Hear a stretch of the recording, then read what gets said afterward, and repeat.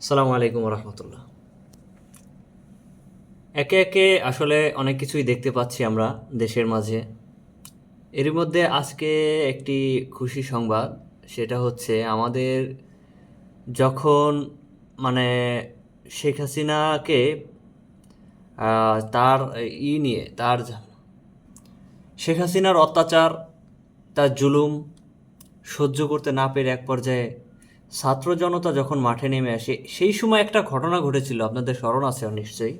সেটা হচ্ছে একজন স্টুডেন্টকে ধরে নিয়ে যাওয়ার সময় একজন পুলিশ অফিসার, তিনি কোন পদে আছে জানি না, তিনি এক পর্যায়ে হচ্ছে সেই স্টুডেন্টের মুখ চেপে ধরে। হ্যাঁ,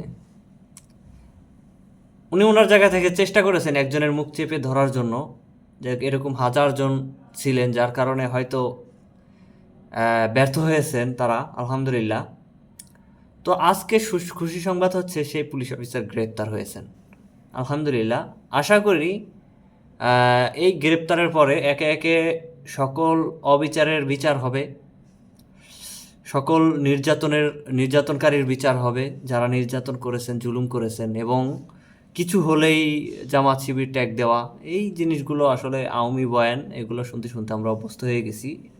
এই এই সময়ের যে স্টুডেন্ট, এরাও শুনতে শুনতে অভ্যস্ত হয়ে গেছে, সবাই আসলে অভ্যস্ত হয়ে গেছে। তো একই কথা তো বারবার চলে না। যাই হোক, একটা খুশি সংবাদ যে গ্রেপ্তার হয়েছেন। এখন আরও অনেক নানান ঝামেলা হচ্ছে দেশের মধ্যে, এগুলো কাম্য নয়। কিন্তু আসলে কি, আওয়ামী লীগ হচ্ছে একটা ভাইরাসের মতন। তিনি সে যখন বাইরে থাকে তখনও মানুষ আতঙ্কে, সে যখন ভিতরে থাকে তখনও মানুষ মানুষ আতঙ্কে। হ্যাঁ, আক্রান্ত, বাইরে থাকলেও আক্রান্ত, ভিতরে থাকলেও আক্রান্ত, এরকম আর কি, সোয়াসে রোগের মতন। তো এটাকে আসলে আলটিমেটলি এটাকে একদম অ্যান্টিবায়োটিক দিয়ে এটাকে একদম ফিনিশ করে দেওয়া ছাড়া উপায় নাই। হ্যাঁ, তো এখন অনেক ধরনের আমি, আপনাদের মনে আছে কিনা, অনেক আগে ইলিয়াস ভাইয়ের ভিডিওতে একটা কথা বলেছিল যে ইন্ডিয়ার তিনটা বিষয় যদি না বুঝেন, তাদের তিনটা ট্রাম্প কার্ড যদি না বুঝেন, তাহলে তাদের রাজনীতি বোঝা কঠিন।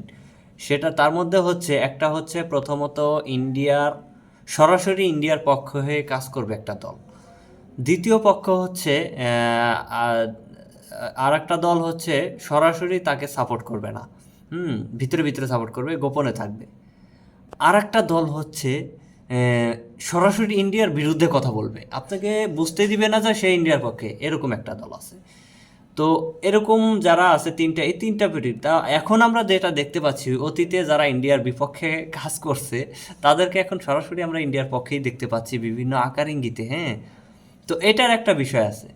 তো এই বিভিন্ন ইস্যু দিয়ে আমাদের আসলে বিভিন্ন ইতিহাস থেকে শিখতে হবে। এগুলো জেনে বুঝে তারপরে হচ্ছে আমাদের পদক্ষেপ নিতে হবে। আমরা দেখতে পেয়েছি এরা আসলে বিভিন্ন সময় বিভিন্নভাবে খেলা করে। আসলে এটা একটা যুদ্ধের মতন, বুঝছেন?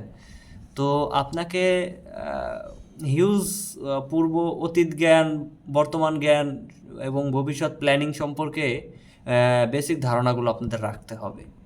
আশা করি ইনশাল্লাহ বুঝতে পারেন। তবে সর্বোপরি আস্তে আস্তে ইনশাল্লাহ আশা করি সব কিছু ঠিক হবে।